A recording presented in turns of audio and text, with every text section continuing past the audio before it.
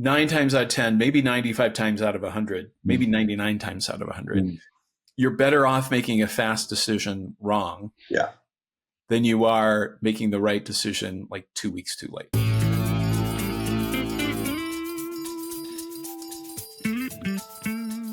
Welcome, everybody, to another episode of the Pick Now podcast. I'm your host, Jeff Munn, and today we have Eric Elwer, the founder of Stepping Stone. Eric, I've been really excited about this conversation.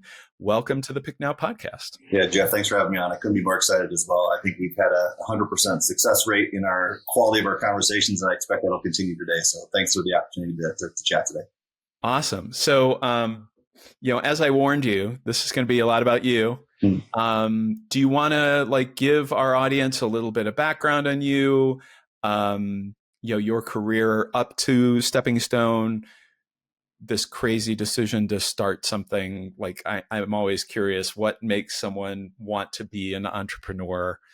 Anything you want to fill in, and then we'll just dive in as I see fit. Sure. No, that sounds great. And I'll give you what I think maybe are the salient points. And so kind of professionally, I've been a serial problem solver.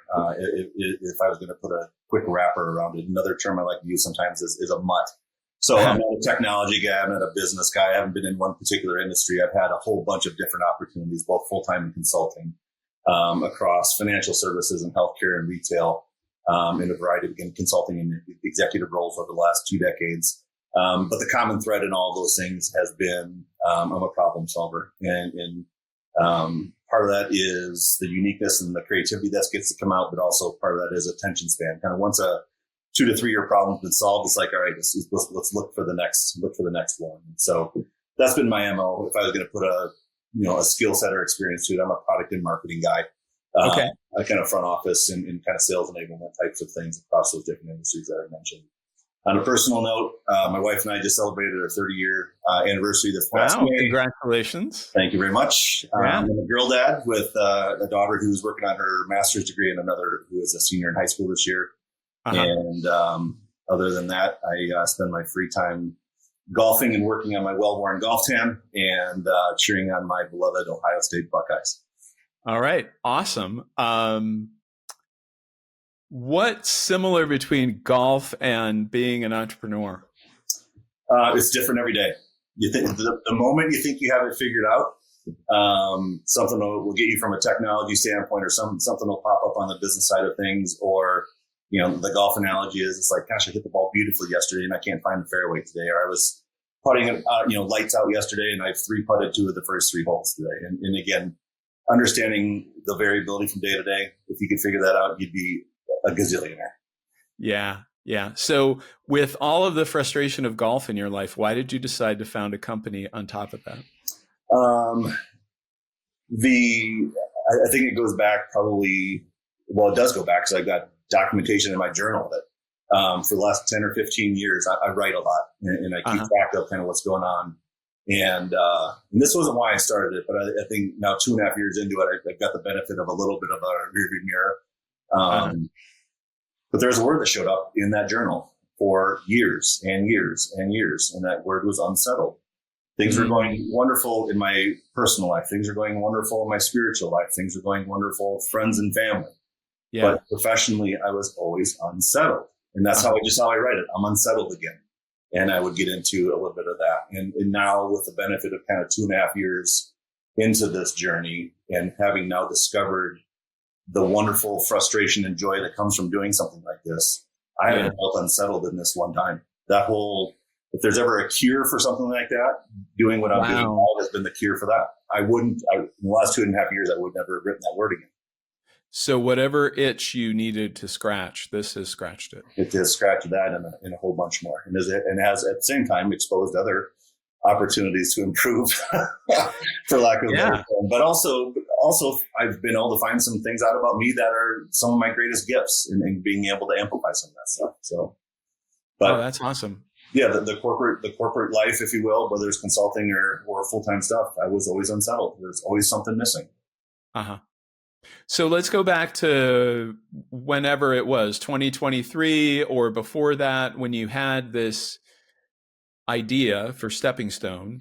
Tell us about what Stepping Stone is Yep. And then tell us about where the idea came from, and then like why you decided to take action on it. In a couple of sentences, what Stepping Stone is an AI-driven platform. We've got a product. We call her Stella. I'll refer to her as Stella because she's almost like a member of our team now. And our whole goal is to bridge kind of three parties in a much more constructive, efficient, and personalized way. Mm-hmm. College students, universities, and the career services folks who are supporting them, and the employers who are looking for them. Yeah. And so those are our customers, if you will. Those are our users and people we're interested in helping out. And Stella does a whole host of things. The quick marketing spiel is she's there for students from move-in day to graduation day and beyond. And there's some differentiation in terms of the tools that they're using today that don't do those things. The genesis for this actually goes back to 2008, 2009 with a couple of folks back when we were living in the Twin Cities. We're in Arizona now. And I got brought to the table to help design a college hire program that a couple of different staff firms have now deployed and have had great success with for the better part of 17 or 18 years now. So I got to sit at a table, helping construct and think through what would it mean to help launch some early talent and early careers. And then the 2010s, I got to be a consumer of it in different roles when I was building teams or building departments and needed early talent. That's where I went for it.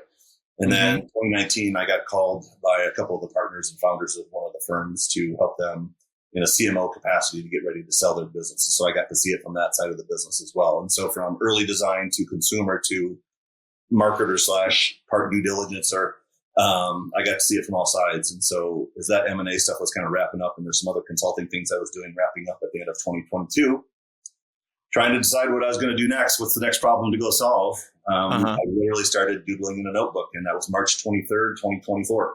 I've got it. Wow. It sits on the right side of my desk here. It will never leave its spot. Wait, March 22. Did you say 2024 or 2022? Excuse me, 2023. Yeah, March 24th, 2023. Gotcha. Okay. Yeah. So, I mean, AI's capabilities have evolved a lot since March of 2023. Like, was this always an AI focused thing, or did it start out as something different? Started off as something way different. In fact, I hadn't contemplated the use of AI when I started doodling in my notebook, kind of drawing this idea around, how do we scale, what I got to watch with the Crew program was this really exceptional thing happen between employers and students. You got to watch these students have exceptional starts to their careers and really interesting projects. And you got to listen to the employers say things like, gosh, we've had Jeff with us for a year and he's like a 3-year employee for us. What are you doing? And so it's like, gosh, how do we, and we were probably had, a couple hundred students a year in that program, but like, how can you give that experience to 10,000 students? How could you deliver an experience like that for half of the undergrads in the country in a given year? Yeah. And so that was kind of the scalability part of it. But at the beginning of it, if I go back through the first notebook worth of notes, AI is not even in there. And AI kind of came into the purview, maybe 9 or 12 months into it as a mechanism to actually deliver what is now Stella. Yeah. Yeah. And so as you were thinking about this idea, like how did you, you obviously had, you had experience in the space. So you knew what you were doing. You knew what these different stakeholders were looking for. Right. But did you like shop this? Like, how did you actually take it from notebook to, oh yeah, I'm going to start a company about this? Yeah. I've had what now turns out to be a pretty intentional process. And for a guy who's a feeler and figure it out guy, this has probably been more rigor than I've applied to most professional things in my life. But yeah, so I had this idea, right? And I started scribbling notes in a notebook about it. And the next step I took was I took that idea and put it in front of a bunch of folks in my network. In this case, I started with a bunch of recruiters. Walk me through the process that you go through to make a decision whether you want to bring someone in for a conversation or not. Yeah. Talk me through like the nuts and bolts of that. And what I'm searching for there is, as we started to contemplate how could technology replace what is very much a very human experience, or has been traditionally a very human experience, how can technology enable that? So first starting with you as a human recruiter, what are you doing? What are you looking for? And so I took that idea and gathered some information like, all right, here's kind of how I'm thinking about it. Is this a dumb idea? What do you think would make this a better idea? Kind of conversations. And that went on for 3 or 4 months, probably. And so got some good traction. Like, yeah, that's a good idea. You should maybe spend some time with that. And so the process I've gone through has been kind of idea. okay, there's an idea. Let's turn this into a project. Let's put some more rigor on this thing. All right. So what would it actually take to do that? And this is still just me at the time. So it's a company of one, and we probably weren't even called Stepping Stone then. I'm sure we were, frankly, that's its own story. And then, put some meat around it. And again, all the while getting feedback from not just recruiters now, but talking to HR executives, people who are actually hiring and making decisions about technology and those types of things.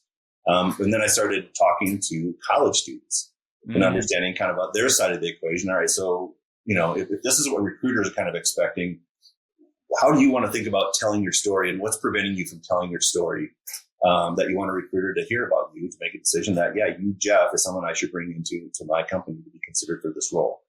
And so then you start, getting chocolate on this side and peanut butter on this side, and slowly the Reese's peanut butter cup starting to come together a little bit.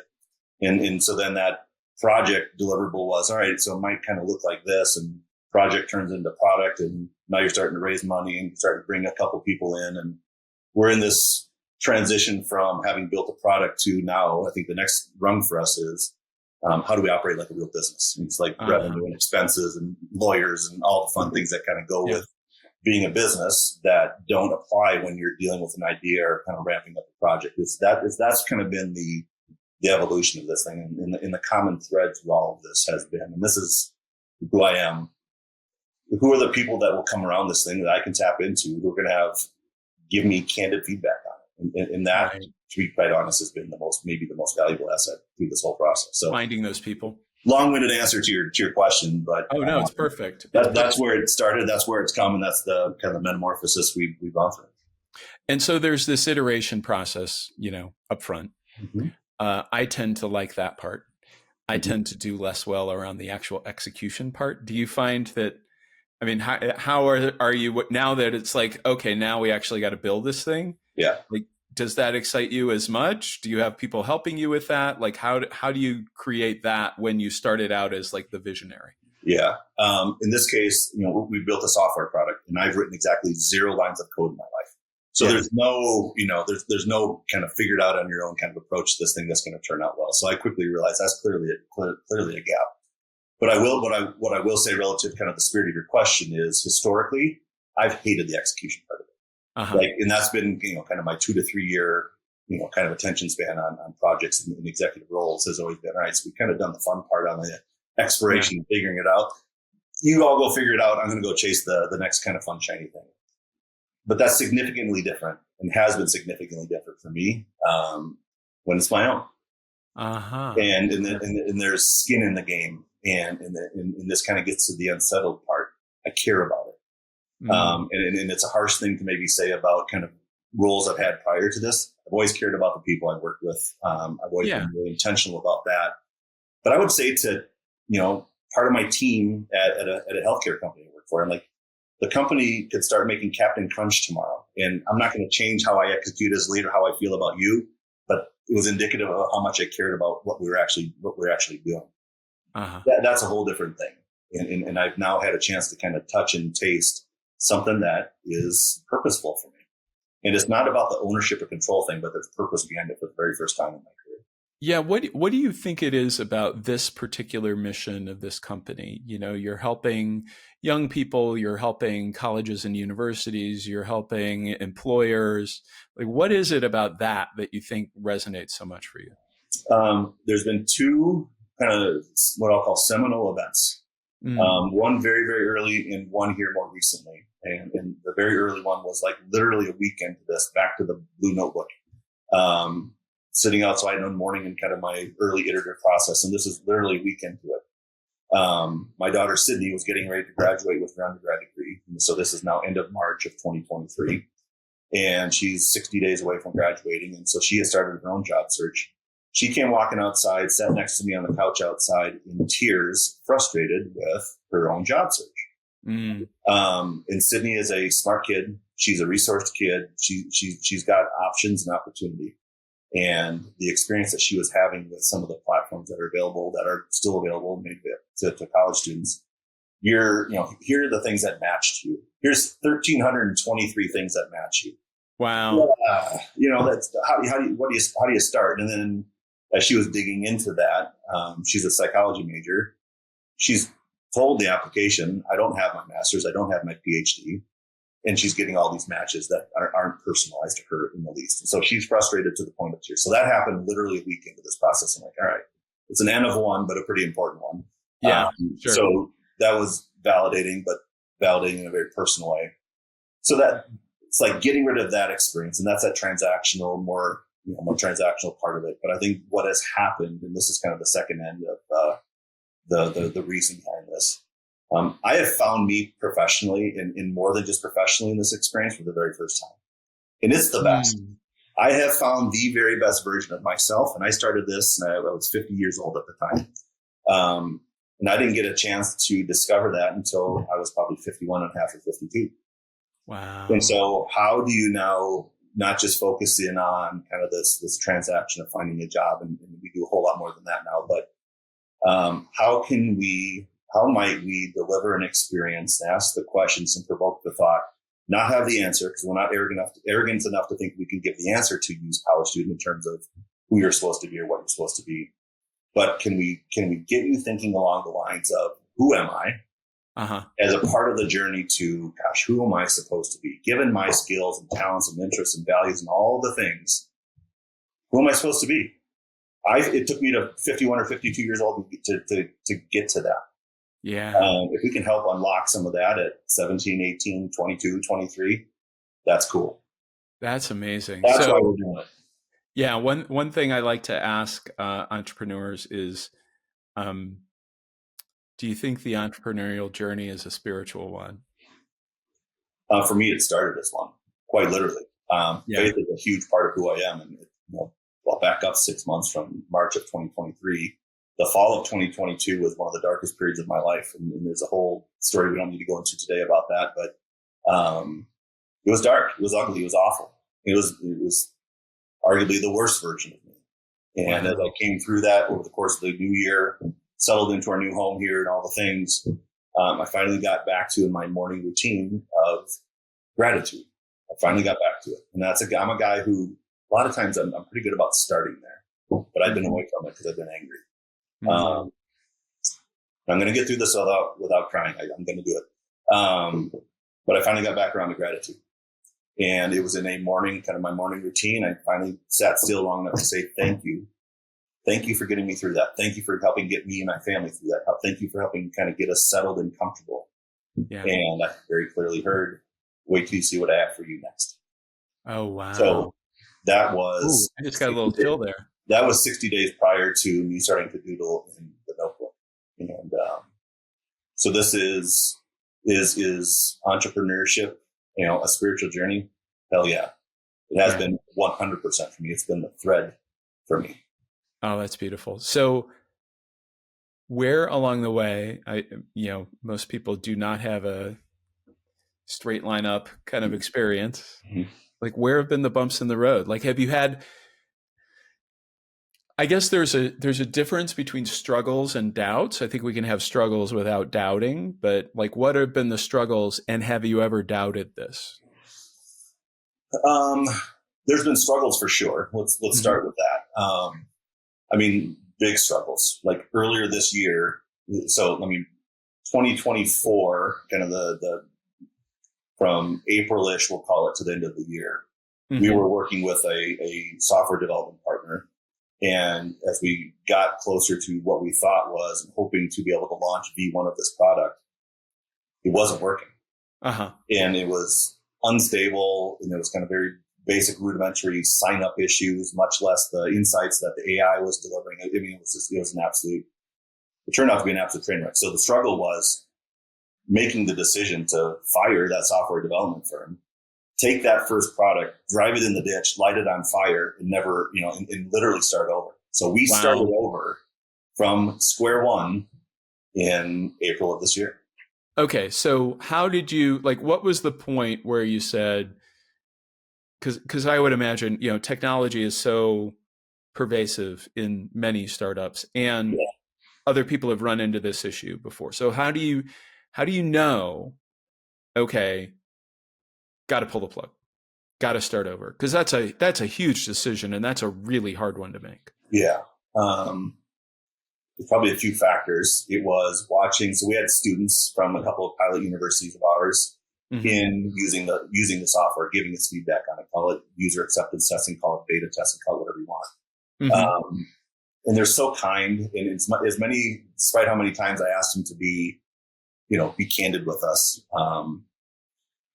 I could watch their faces as they were using it. Yeah.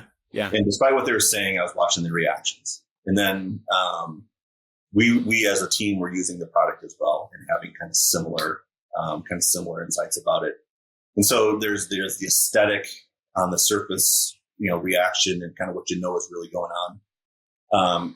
But then obviously I had the benefit of me and my head chief of product guy. We were under the hood looking at the results it was creating for us in terms of matches and insights and recommendations and such. And it was wrong. It wasn't like hallucinating wrong. It was just wrong. It was just dumb. And so it's like, then you're going, gosh, the journey from where we are, how much time and resource we've sunk into this in what's left to try to get it to something that, might be salvageable, much less all of the roadmap we've got, excited about building. You start to do the math on, can we salvage it? If we salvage it, is it going to be stable enough to build the rest of the stuff on? In light of what we see wrong with the platform and the response we're getting from some of our users, like we're never going to get there. And so that we stay on this path and stepping stone's going to go away. This is going to be over. And so it was that kind of reality that me and counsel with a couple of my advisory board members helped talking me through that, who've been through these journeys before. Is an accumulation of all those things that made that a very clear, frankly, easy decision to make, but painful for sure. It's like, gosh. Yeah, sure. Because when you send the you're fired how much time do you feel like you lost? I mean, because, clearly you gained the time. You would have lost more had you stayed with it. But how much time did you lose with, a poor solution kind of vendor match? A year, probably. Wow. Probably a year. Wow. Because if you think about all the dance that went into making a decision to work with them, and then the actual work of working with them and the time that transpired there, and then the recovery of, the legal stuff that has to happen and all that. Probably a year. But the flip side of that is we had so much experience about what we're not going to build, right? And so when we start building again, you're building like 10 times faster, like maybe even more efficiently than that. Right. Right. And just like direct path to what you wanted. Yeah. It's interesting, isn't it? I was working with a founder a couple years ago now who, as we were working together, she was going through this tremendous upheaval on her team, like her she had to fire her head of sales. She had to fire her head of finance. I mean, it was just one thing after another. And she was like, what is going on? And getting the right team is so critical. 100%. And at the same time, they were struggling with sales. And so she was just like frustrated on all fronts. And where she ended up was, thank God we didn't have any sales, because we wouldn't have been able to implement them. Same. I mean, we had people who are interested in what we're doing.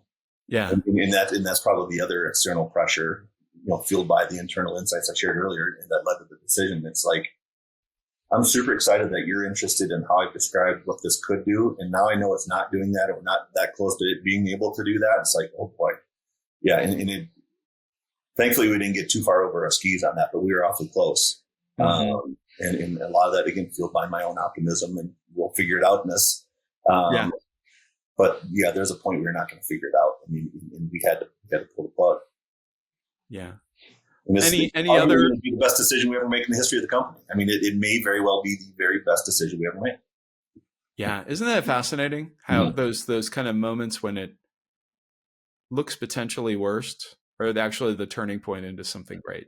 I think people underestimate that. 100%. And it's just part of the deal. It's just part of what you signed up for. It's like, oh, there's going to be a crisis, and I'm going to have to figure my way through it. Yep. Yeah, and I think that this may have been part of one of our earlier conversations as well, because I know I've heard I've heard multiple times as we were going through that, and I was sharing having made that decision with folks who have done things and or been around the space, and to a person it was, oh, so you're kind of at that stage.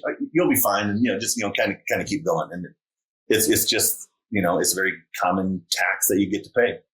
Yeah. And we just, as a first time founder, I got to experience it for the first time. And it's like you earned your stripes now. Right? Yeah, absolutely. Yeah. It's like, oh, yeah, you've almost lost the company. All right, you're in. You've almost lost the company for the first time. Yeah, good for you. Yeah. I was thinking of another client of mine who, I can't remember the acronym. There was an acronym for the moment, and it had some profanity in it, for those moments where, everything almost just like blows up. Right. Yeah. And it was like, oh yeah, we've been through like 6 of those and they're still going. Yep. Yeah. Yeah. And I don't know, it's not the best part, but it's the sum total of all of it and what happens leading up to it, and what you learn about yourself and your ability to make decisions and truly be honest with yourself about what's really going on. Yeah. And then the value of having gone through that now. I mean, I'm glad we went through it. I'm glad that happened. I'm legitimately glad that happened, and not for the reasons of, the product's better. There's so much good scar tissue that comes from that. I'm a better CEO of the company as a result of having gone through that. Say more about that. My team needs to see from me, not just hear from me, but needs to see me be able to make hard decisions for the benefit of the broader mission. And again, small team at the time still, they got to see me make a decision about the health of Stepping Stone, the entity, more importantly, what we're trying to deliver to the people we're trying to serve, to the point we're starting over. In what they now know about me is there's not a decision I'm afraid of. There's decisions I need to make that I don't have all the information or that I don't have the experience to make, but now I've got the benefit of this amazing set of advisory folks. Yeah. But they know I'm not afraid to make a decision, and they know I'm not afraid to make a hard decision. And I think as I think about what makes a good CEO, I think it's kind of 2 things. It's 1, you got to be consistent. And 2, you've got to be the person who makes hard decisions. Right. And sometimes, those things cause you to lose a year, and sometimes those things cause people to leave the team. And sometimes, those things make us delay a product feature. But, in small teams that are working on things as efficiently and as fast as we are trying to, you got to be able to make decisions. You can't waffle. And my team knows I don't. What advice do you have for founders who are trying to make hard decisions quickly? I think the ability to make hard decisions quickly starts in the weeks and months prior to those decisions having showed up, which is building yourself an advisory board. So I think you and I have a mutual colleague, Kyle, who is a dear friend of mine. And as I was getting ready to start this thing and talking about, hey, I'm about to go on this journey and all the things, that was something he said to me very early on. It's like, get smart people around you right now. Yeah. Don't go read some playbook in terms of, a year into this thing, now's the time to start thinking about having advisors. Get smart people around you from the very get-go. And, I'm a people person, relationships are my currency. And so I had a beautiful network to draw from. And some of those people are formal advisory board members. And some of those people are just interested in seeing me and this thing succeed. And it's the greatest gift. Did you test the idea with all those advisory board or advisor, or was it more you brought them on as like, hey, it's already a given. I'm starting this thing. I'd like you to help me along the way. A little bit of both. Yeah. I'm thinking, in my head, I'm going through the name. So, there's again, a shared colleague of ours, Michael. Michael is both for me. I'm thinking about doing this thing. I've got some ideas about doing this thing. And again, I think about Michael asks really good questions too. Michael asks fantastic questions. It's a wonderful gift. And I think that ability to ask really good, smart questions speaks to how good of a strategic thinker he is. Right. So it's one thing to be excited about I've got this good idea. Yeah. It's a whole different thing to think about, all right, so how are you going to execute it? How are you going to build it? How are you going to market it? How are you going to build a team around it? How are you going to get it to market? How are you going to get customers to care about it? And again, those are kind of very basic questions, but there's people like Michael who are really, really good at asking you questions to get you thinking about the things that are the not so fun, exciting things that are the strategic levers and the strategic decisions and the strategic assets you're going to have to acquire and make to be able to do it. So he was one who was in early, bouncing the idea off, and is now a formal member of the advisory board. In fact, I was speaking with him twice in the last couple of weeks about a few things. Oh, great. Yeah. But then there are others who have come in a couple very recently who, back to your book recommendation, Who Not How, not just the quality of the individuals, but like the timing that they show up is like serendipitous. It's just, it's so good. Yeah. Who have now come on at exactly the right time is kind of the aperture of the opportunity for us has started to open up a little bit. There are things I don't know to ask, and there are people I need to know to get things done. And there's access to data and software and people and other things that, unless you know the secret code on the speakeasy door, or even where the speakeasy door is, I don't know how people would do it without them. Yeah. And so, yeah. I think serendipitous is such a great word. I mean, it's remarkable. Like when you really have an intention and have a level of commitment to do something, to create something, how much the universe seems to be conspiring to help you out. Yeah. And it's one of my very favorite quotes that, you started and watch the universe conspire on your behalf. I'm paraphrasing, but that's one of my very, very favorite quotes, and I'm living it. I am absolutely living it. And my metaphor for that is, I feel like I've gone through the back of the wardrobe into Narnia. I've got some really cool pictures here. Yeah. And it's great. Yeah. That's awesome. So what are, okay. So you talked about the importance of having good advisors, and then at the moment, like describe your process. You kind of like this thing comes up, and, it's kind of the moment of truth where you're feeling some urgency around this thing. And a lot of people kind of get stuck in analysis paralysis, or they're afraid to make a move, and it gets, longer and heavier, and then it becomes more difficult to move, and it feels more momentous. Like, how do you stop that cycle as early as possible? I am blessed with a healthy dose of impatience. So, but what fueled that impatience was, by the time I had to make that decision, we had talked to enough universities and students and employers in some cases that I had a lot of confidence in the idea. There's validation of the kind of conceptually, this thing could actually have value in a way that nothing else in this little space of ours is right now. And so I had the benefit of that.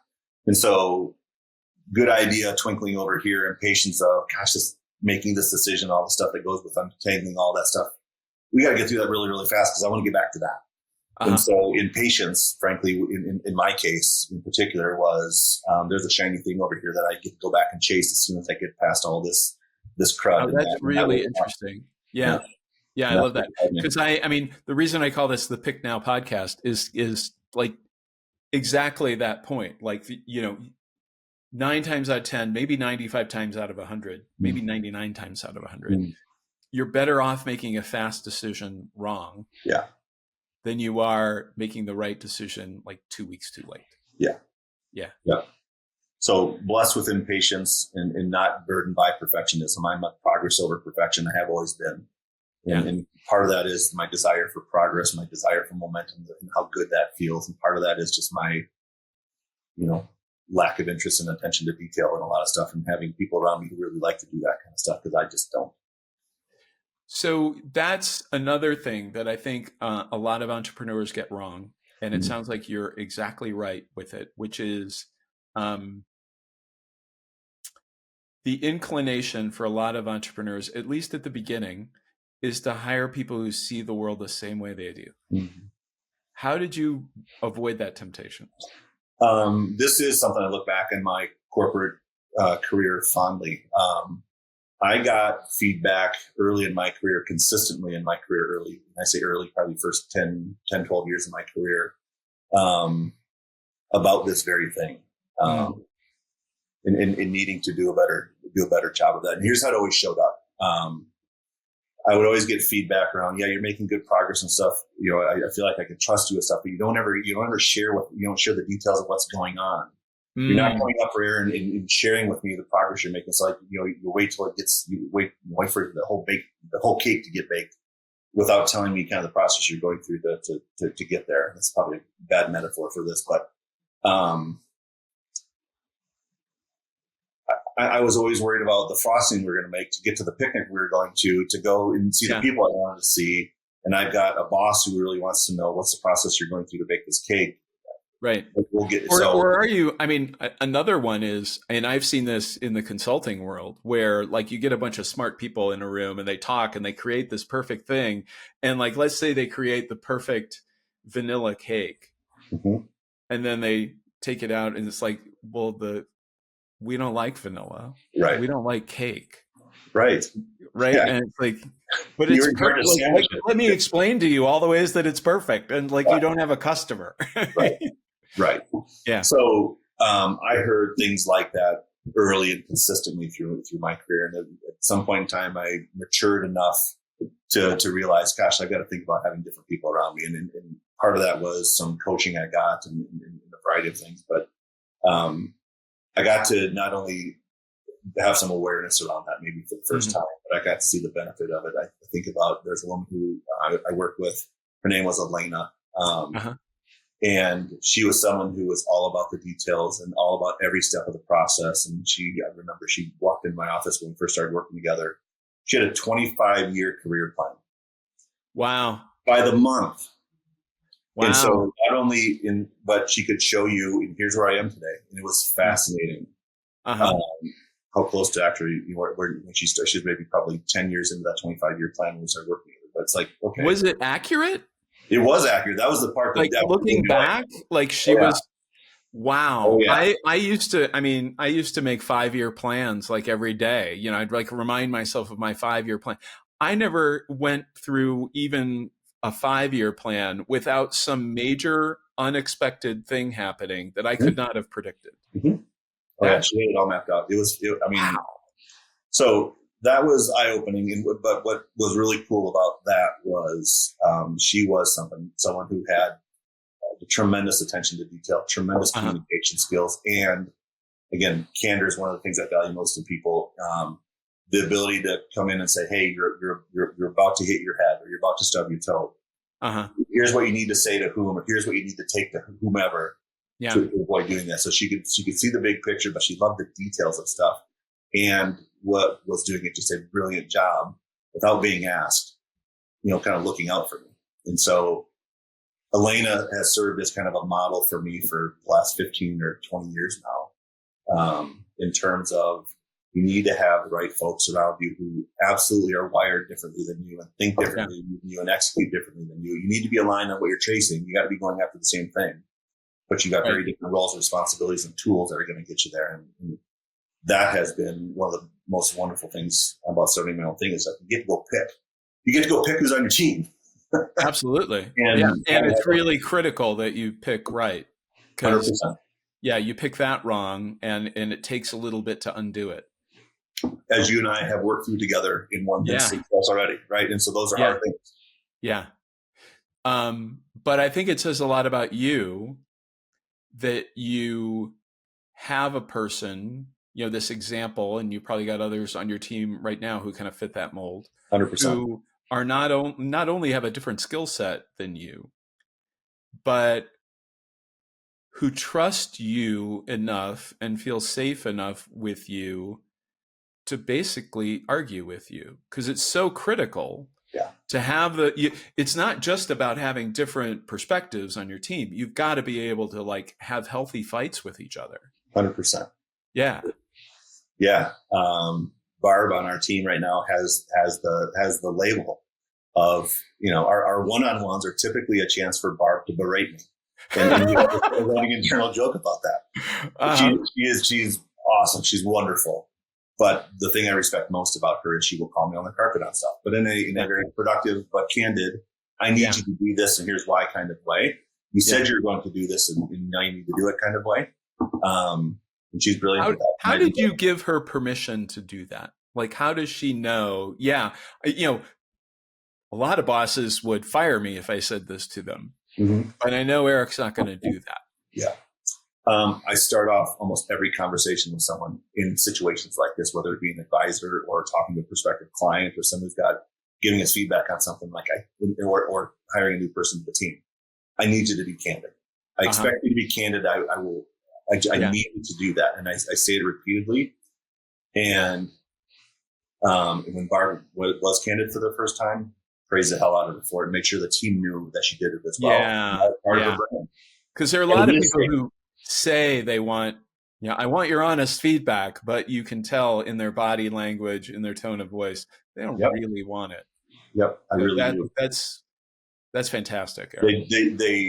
They know I really do. And so I intentionally celebrated the hell out of it when I got my first whipping by Barb. Oh, that's awesome. So, where are you today in terms of like, as you've got this plan to build this thing out, like, what are the things right now that you're like, oh, I've got to make a move on this, or I feel kind of stuck here, or I don't quite know what to go with this? Yeah. I'm at a wonderfully important crossroads on building out and bringing on folks to the team. I've got some folks who have kind of, it doesn't do nearly the justice it deserves to say they've been there, done that. But folks who have like built the road, and we're in the space called kind of HR technology and HR and maybe education technology to a lesser degree. But I've got folks who are in and around us right now who paved the roads in this space, who haven't seen a solution like what we're building in us, or a company come along trying to solve this issue for college students with, again, employers and universities in mind. Yeah. In 10 or 15 years. And so there's been an incumbent, and there's been an appetite for disruption. And what I'm hearing from them, what I'm watching them, what's resonating with them is, this is different. He's got a different view of this thing. I want to be a part of it. And so, but this is like trading for like LeBron James, how do you go get LeBron James off the free agent market? Yeah. And it's not the cost part of that, right? There's financial implications, but you can figure that kind of stuff out. That's not necessarily the hard part. But how do you bring someone into a team, or a couple people into the team who have been there and done that? And my core team right now is a group of 4 people who have been there and done things, but not been there and done that in terms of starting a new software company from scratch, getting it to scale and turning it into some kind of event, whatever may come. Now we've got folks who are, I'm super excited about bringing into the team to be a part of that. And so, that gets to be a little more complicated dish from a team standpoint. And so I'm at that point, but it's like it's like a great problem to have, right? Because you've got folks who like know all the potholes and know all the people and know all the connections. And so whether that's a software thing or getting access to data or getting a CEO from a big HR technology company who wouldn't know me from Adam, wouldn't even take the time to read my name, will pick up the phone when they call.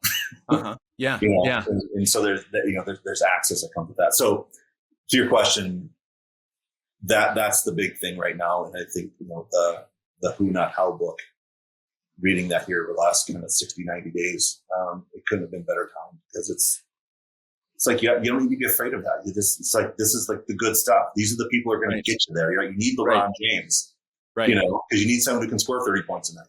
Right. And and the thing that I love for people here, I've got a copy of it right here. For people who aren't, I'll hold it up. For people who aren't familiar with the book, the essence of it is what a lot of people do, especially founders, is they tend to think about, okay, I have this problem. What's the solution? And I'm going to hire a person to implement the solution, instead of what's the problem? Who's an expert in that problem? Hire them and let them figure out the solution. 100%. And it's not only is it going to save you time, but you're going to get a better solution, because you're actually hiring someone who knows how to solve it, instead of you coming up with it and then delegating that to someone and then complaining probably that it's like, my CFO and I don't see eye to eye, or whatever it happens to be. It's like, because they're better at the job. That's the idea. You're hiring people better than you. Right. 100%. Yeah. And we're on the brink or cusp of some multiplication as a business right now that I'm so excited about. I'm so excited about. Yeah. The aperture of the opportunity has opened significantly.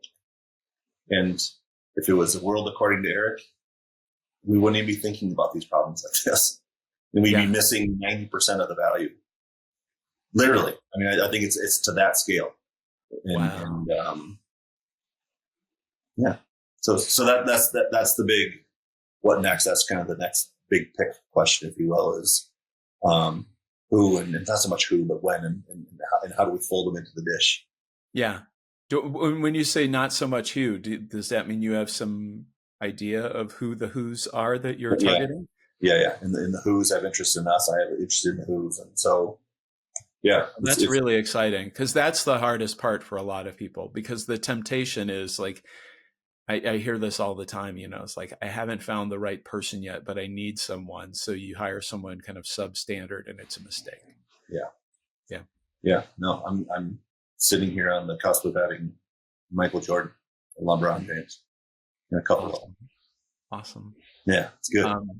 That is really exciting. So what else has got you excited? I think the other benefit of driving the old first product in the ditch and setting it on fire, the way we were thinking about the product was kind of alongside, maybe not disruptive to, maybe riding the slipstream of, the big players in the marketplace. It wasn't, our goal wasn't to be competitive with them. We're going to be this little thing off to the side that, how dare we think about disrupting that? This little thing can do that. We're going after it. And I think we've got an opportunity to be, this kind of gets to the aperture of, I don't know, there's probably a few variables that go into this, but the visibility, the clarity, now the confidence and optimism I have about we could be the player. Mm-hmm. There is so much appetite for a better experience, and I'll just use that broadly, for the three constituents in the space that we're playing in right now. There hasn't been anything new for a decade. And there's a big appetite for a variety of reasons for something new. And so we're not going to go and kind of be quietly over here to the side. I don't know if we'll win. I don't know if we'll be successful or not. But the game we're about to play, you're not hiding in the corner. Yeah. And again, 2.5 years ago when I started this thing, I wouldn't even have thought to go try to play that sport. But then you kind of you get your battle scars, and you get your learnings, and you have some wins, and some big ones, and some small ones, and all of it kind of goes in the dish. And then people come around who start to open your eyes to some things and ask you some pointed questions about some things and point out some things you didn't realize. It's like, oh my gosh, let's go play that game. That's a way more fun game. Let's go do that. And again, back to the golf analogy, I don't know if I'm going to go shoot 68 or 78 today, but I'm going to get out there and I'm going to whale away. But I'm not going to go to the driving range. I'm going to go play. Yeah. Well, I love that that like aha moment. I mean, I can see it on your face where it's like, we could be thinking bigger. Mm-hmm. Yeah, that's a beautiful place to be. Yeah. And then, to circle back to how this whole thing started. This whole thing started out of a thread from faith. Of course, it's bigger than you're thinking. Of course, it's got to be bigger than what I'm thinking about it. Yeah. Well, and the interesting thing in all that, right, is if you had seen the whole thing at first, you might have been, I'm not the right person for that. I'd be writing about being unsettled in another corporate job somewhere going, gosh dang it, what is it? No, 100%. No, 100% certainty I wouldn't have done it. Yeah. But now it's just a little bit at a time. Okay. So in the spirit of synchronicity, some random person for some random reason is watching this. What is the thing that you would like request from the universe right now? You talked about kind of LeBron and Michael, but like, what's the amazing synchronicity that could happen right here, right now for Stepping Stone? I know this to be true. You know this to be true.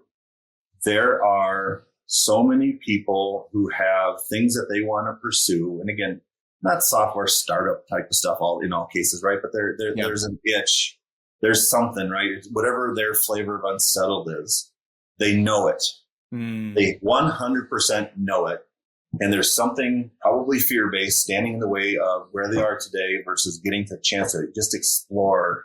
Could they accomplish or do or make progress against or whatever it is? Please, dear God, try. Please, dear God, start. It's awesome. And I know that's so trite and it's so flip, and it's just, there's so many little poignant memes and everything else around just, start and try. But my gosh, it's right. Yeah. Because it's not about knowing it; it's about discovering it. And we have made a trickle of revenue right now, right? Uh-huh. And so think about success of a business. I think the default setting is you measure that in terms of how much revenue are you making, or what was your exit value, right? Yeah. I've already won. I've already won. Uh-huh. I've already won. In the grand scheme of things, about me as a human being, as a husband, as a professional, as a dad, as a friend, doing this in the last 2.5 years, I've already won. And it has nothing to do with, did I turn this thing into some big financial giant? I don't know. Maybe someday we will. Maybe someday we won't. I don't know. Uh-huh. But that has very little bearing on the value of having gone through the experience, and it started with starting. And again, it wasn't some big elaborate thing where I pulled this big focus group together and booked a room at a hotel. I sat outside with this blue notebook, and I just started drawing pictures. That's it. That's how this whole thing started. Wow. But no exaggeration. One thing after another, after another, after another, and then, and now it's like this. Now I'm the best version of me I've ever been, and I know I don't see it all yet. I know I don't. Yeah. And I'm wildly curious about that. Wildly. Endlessly. Oh, I love that. I love that story. Yeah. And then you got to persist, though. The hard part is you got to persist. Well, you got to keep taking action, right? Because new things, every time you make one of those decisions, it opens up another choice point. Yeah. And about 1% of those things are sexy and fun. A bunch of it's just mundane, keep going stuff. Right. Yeah. But the overall vision is sexy and fun. Off the charts. Yeah. Off the charts. Yeah. Fantastic. Thank you so much for agreeing to this conversation, Eric. Thank you. Love the journey. And of course, we're going to keep following your path. And, maybe 2 years from now, we'll be having a follow-up conversation, and we'll see what happens. Okay. I look forward to that. No, I would welcome it. So again, thank you for the opportunity. Thanks for your counsel along the way as well. You've been a part of this. So thank you. Oh, well, thank you. I'm happy to play any small part that I can. Is there any way, if people want to reach out to you or contact you, anything you want to let them know about? Yeah, sure. I'd love to hear from folks. You can get me on email at eric@mysteppingstone.ai. You can find us online at mysteppingstone.ai. You can go check out our marketing website and learn what we're doing there. And then I'm on LinkedIn, and you can find me there as well. So, all right. Yeah, I'd love to hear if anybody's got great ideas or just want to push and have a candid conversation. By God, let's do it. Perfect. All right. Yeah. Thanks so much for being on, Eric. Take care. Greatly appreciate it. Thank you.